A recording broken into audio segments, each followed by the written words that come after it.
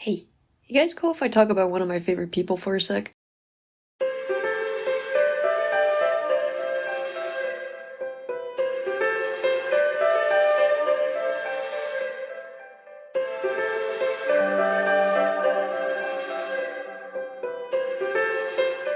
I don't know if you know this, but I love indie short films. Whether that's 3D works like Colors of Evil or Alma, 2D works like Best Friend, or any other short films that were showcased at Goblins.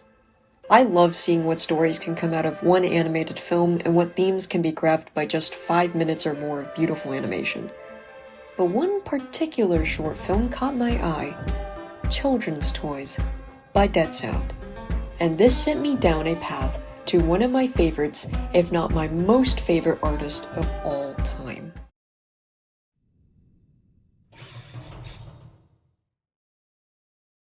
Toys.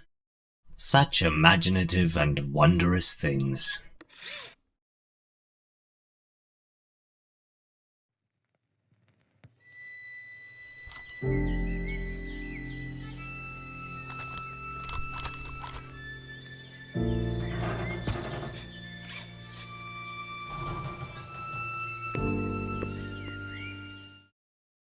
This is Dead Sound, aka David James Armsby. He's an independent animator from Scotland who focuses on making 3D animated films on 2D backgrounds that blend seamlessly into each other. Best known for his Autodale series, Dinosauria series, and Sauria series. He is also a man who loves dinosaurs to death as a Guillermo del Toro fangirl and a one-man army on everything except voice acting and music. And I love him. Each short film he makes also comes with making-of videos that explains the process, research, and concepts of his short films, and they're my favorite to watch when I have to wake up at 6 AM in the morning. Let's go over some of his animated series, shall we? Now, I won't be able to cover all of Dead Sound's animations, unless you guys want me to. There's a lot of solo animated shorts he's done that I really love, like God's Leash, Neon Daddy, and White Walls. While they aren't as grand as his animated series, I still love them to death, and they still clearly show a level of creativity and heart that his other pieces also have. His most well-known series has to be Autodale, a dystopia set in a fantastical realm with monolithic gods and a society that runs like 1950s America, with body horror and a very clear monochromatic color palette to boot. It runs from 2017 Being Pretty to 2021 Immortal Machine. It's currently on indefinite hiatus because Dead Sound wants to take a break from it considering just how overwhelming and massive it got, especially since Friendly Shadow and Immortal Machine were over 10 minutes long. I think a lot of people got into it because it was one of those I'm on the weird side of YouTube kind of videos that a lot of darker animated shorts were a part of. But it clearly had its own universe and ideas that were distinct enough to be more than just a singular animated film. It didn't just have a message or was there to shock people, it had lore, it had recurring characters, it had themes, it had a unique style that no other animated short film series at the time had. Children's Toys was my first introduction to it, and with its color palette, voice acting, and industrialized eeriness, it hooked me. Especially the making-of video that talked more about the reasons behind why he chose the subject matter of kids' toys as his main focus for the episode. But if I were to pick a favorite, Friendly Shadow is my favorite film of the Autodale series by far. It's 18 minutes long with a noir detective plot, fascinating character analysis, plot twists, fun action, excellent voice acting, and a killer soundtrack. Even though Neon Daddy was the first of his animated films, to my knowledge, to have a commissioned original soundtrack for it, I would say Friendly Shadow started the trend of having an original soundtrack for his animated works, at least his bigger ones.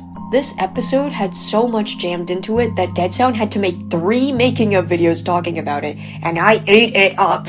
The Friendly Shadow character is one of my favorite characters of all time, I am not kidding.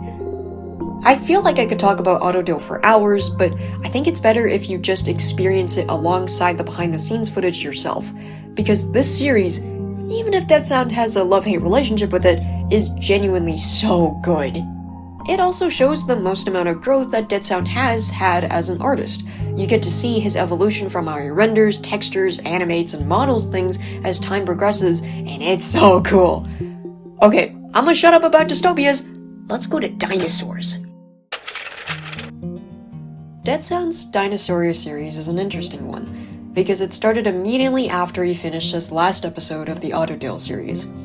Because he wanted to take a break from the madness of his, at the time, current project and wanted to do something relaxing. AKA animating dinosaurs. Because whenever he's stressed or he feels like he's gonna stop his passions, he goes right back to dinosaurs. It happened with Sharp Teeth, and now it's happening with Dinosauria. And you know what? That's so freaking real! Dinosauria is basically a 3D animated dinosaur series where, despite the distinct color palettes, we're meant to see dinosaurs in a natural way. Not unlike a documentary, but without any narration, just seeing dinosaurs act like animals, not movie monsters or fantasy creatures. Because dinosaurs are just animals like us. Please take a shot every single time I say dinosaurs in this. Actually, don't do that, you might die. And it is by far his second most popular animated series, because we were all dinosaur kids and we all want to see accurate little dinos. My favorite of the Dinosauria series is probably Our Frozen Past, because it introduced me to my favorite dinosaur, the Arctic Pteranodon. Which is a very controversial pick, but I like burbs and dinos are burbs, so I burb. Anyway, honestly, I'll say this again later, but I really love Dead Sound's making of videos. They're so cozy, and his Dinosauria ones, specifically, make me feel like a kid again. Just learning about different prehistoric animals I never would be able to learn about if not for this series. And he sounds like he's having so much fun with it. I mean, look at the newest one, it's almost like 50 minutes long! His intro music makes me feel so emotional every time I listen to it too, I swear. Props to Jamal Green for making his behind-the-scenes music because I never get sick of those songs. They just make me feel so relaxed and nostalgic, and I think that's the point. By the time I'm writing the script, he is currently still working on Dinosauria Season 2, with 3 episodes of it out at the moment. And I really have to thank this Dinosauria series for Dead Sound to be able to make it big in a way. I mean, because of his animated dinosaurs, he's able to speak at panels and conventions and get in touch with actual researchers and archaeologists. Like, that's so cool! But aside from me being happy for him, there's not much I can really talk about this series without making this video like 5 times longer than it needs to be. It's really just Dead Sound animating dinosaurs because he loves dinosaurs and he wants to show off his knowledge of said dinosaurs in a fun and visually educational way, and I'm all here for it. So let's move on from dinosaurs to humanoid dinosaurs. Sauria is really cool, super cool even. Sauria is if you took a 90s animated cartoon to sell toys and made it into an epic, episodic adult fantasy with lore that could rival Lord of the Rings, with episodes that focus on revenge, grief, and a cult. I freaking love this man! Sauria was a series that kind of jumped out of nowhere. It came after Dead Sound's previous solo animated film, Locked Doors, which was completely sci-fi and cosmic horror. Sauria, on the other hand, is completely high fantasy and awesome. It has a different main character per episode, and aside from episode 2, which is a pretty sad one, they're all pretty fun to watch.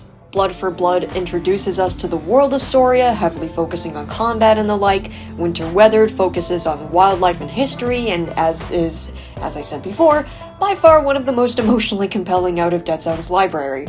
And finally, for now, the final episode, Rise of the Decayed, which is very H.P. Lovecraft inspired, and my personal favorite episode. And the lore for this series, oh, it's so good!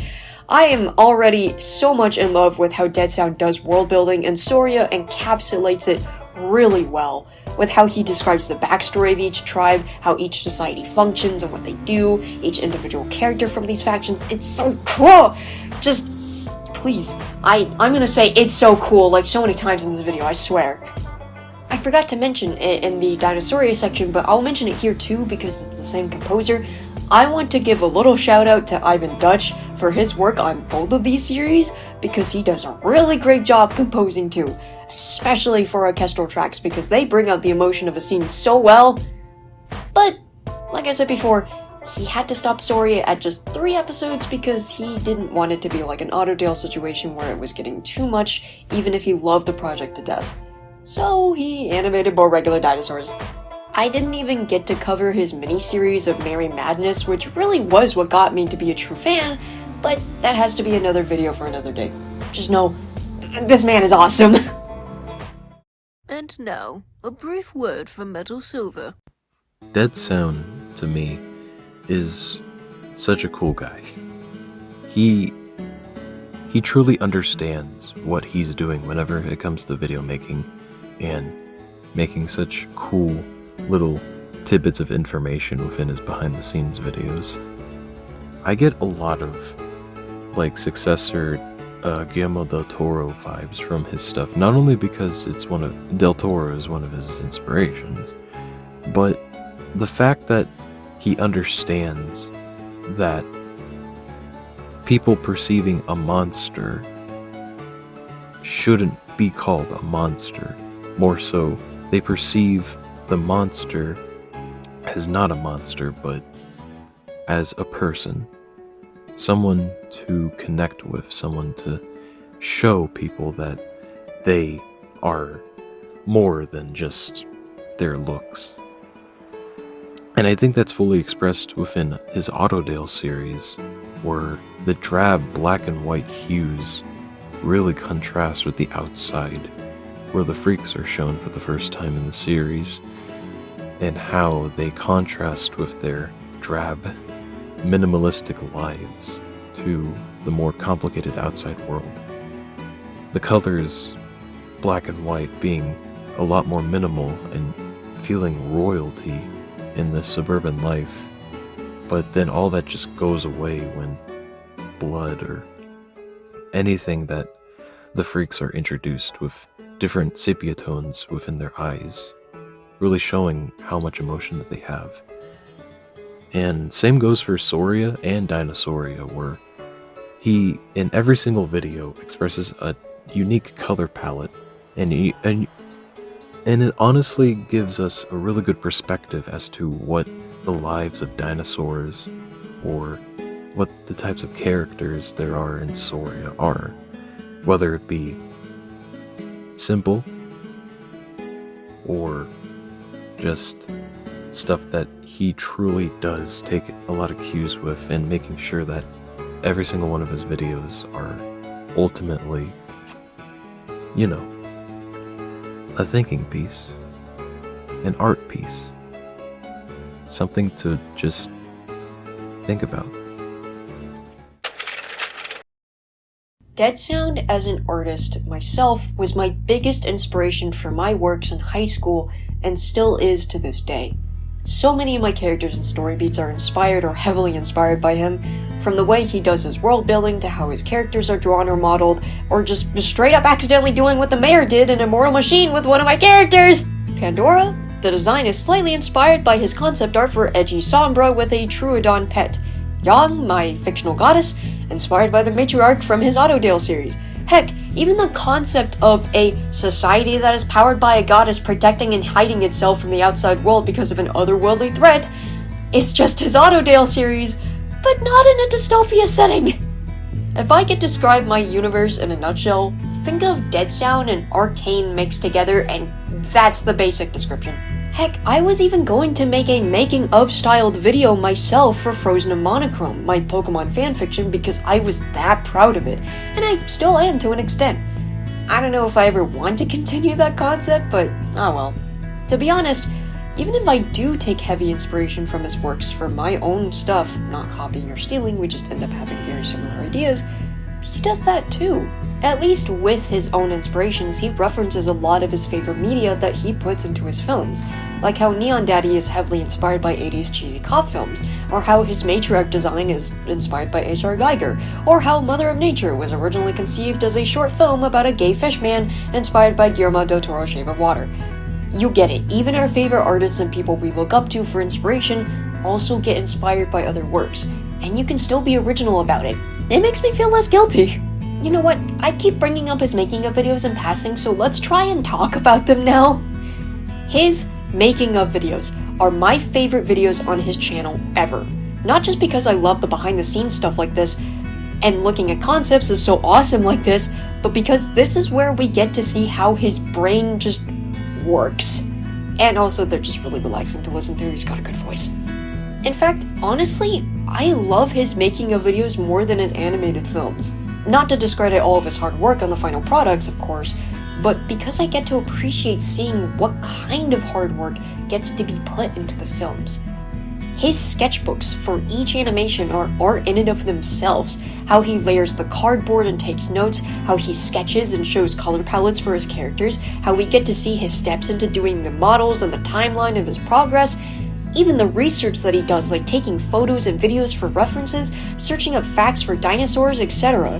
He even makes 3D clay sculptures for his major films because it's easier to figure out their character and model that way. Are you kidding me? It shows that he cares about every single little detail of the process, even modeling a bucking oven mitt on a 3-second scene. I know he has his sketchbooks posted onto Patreon for all to see, but if he ever has an opportunity to just make copies of these and sell them like art books, I would buy them in a freaking heartbeat.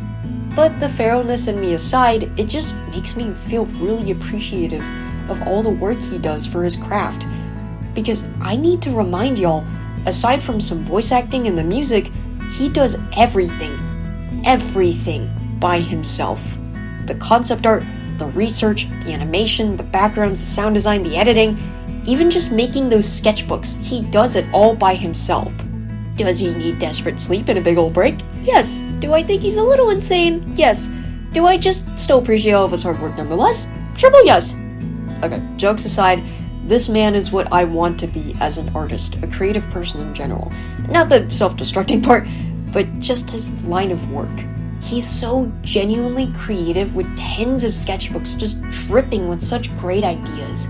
His Autodale and Soria series have such cool concepts for characters and stories that I want to try and emulate my way. I want to be able to write an in-depth fantasy world where it can be a bit goofy with some epicness in it.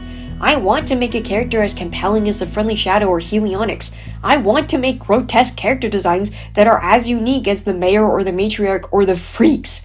And I definitely can, and I definitely have Dead Sound to thank for it.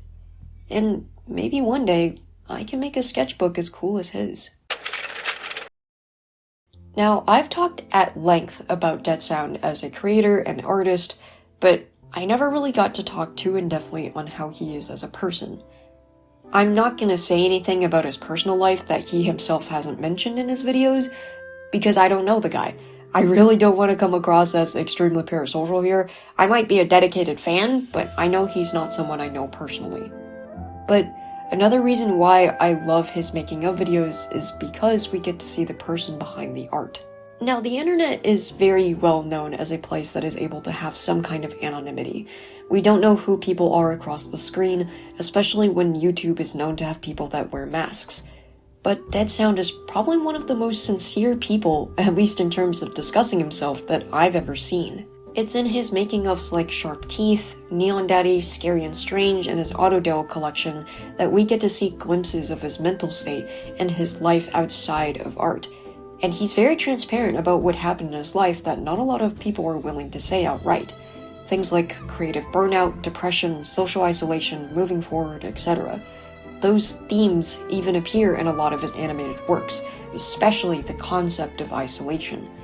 I know artists are kinda infamous for using their art as coping mechanisms and self-expression, especially in things that are triggering or toxic. After looking into a lot of his behind-the-scenes stuff for the first time, I couldn't help but relate to his overachieving-ness as well as the way that he struggles to find any achievement within his own achievements.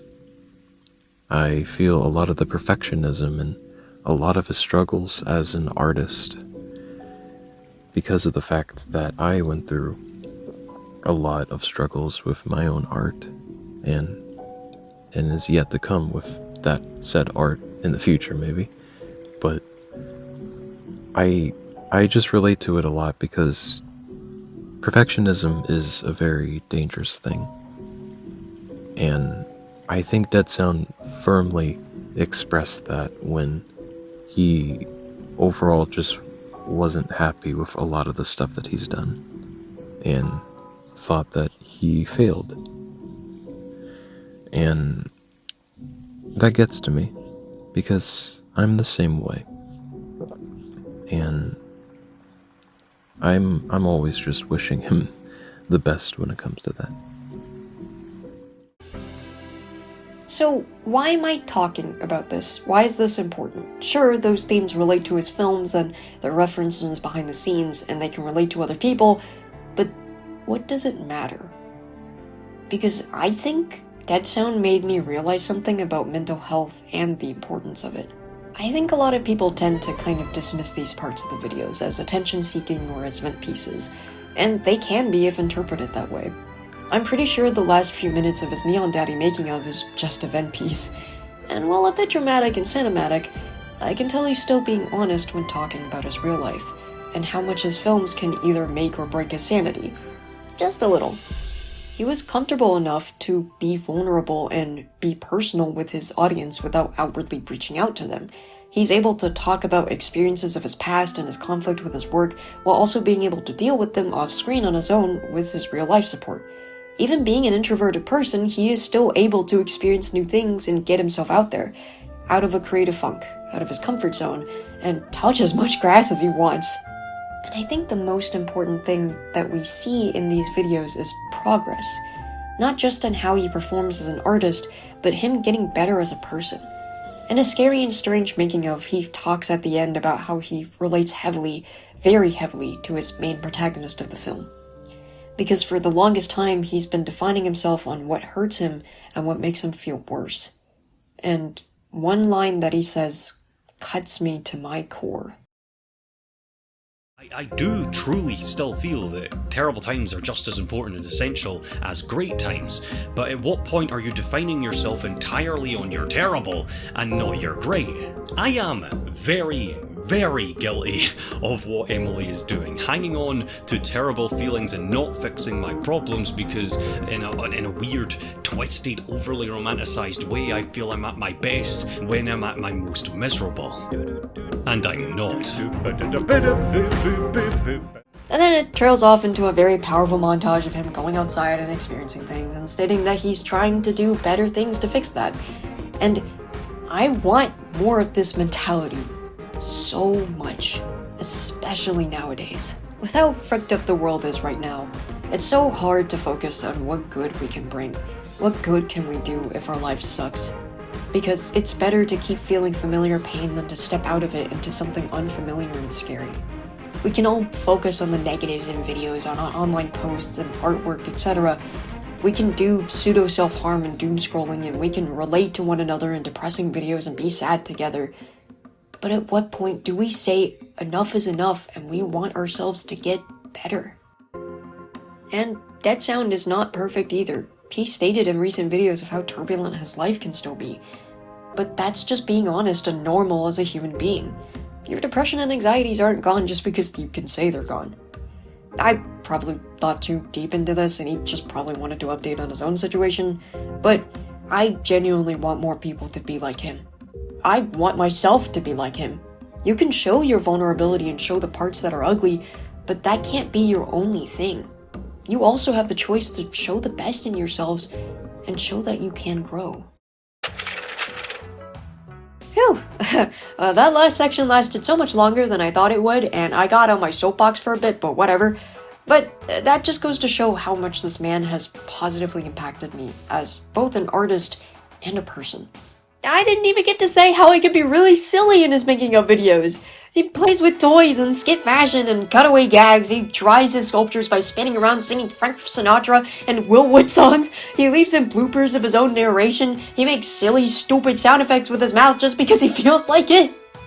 Like, dude, he's so cool. This is who I want to be in like 10 years.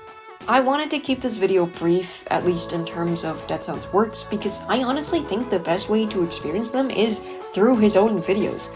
But I'm also perfectly fine with yapping about his works in like a video series format if you guys were interested, because I have so much to thank for this man for being an awesome artist and an awesome individual for me personally. But that's another ramble for another day. If you made it this far into this video, you're probably even crazier than me. But seriously, thank you guys for watching. I just really wanted to bring attention to this guy because he's genuinely one of my favorite internet people, and even though he has like 1 million subs, I still think he's pretty underrated.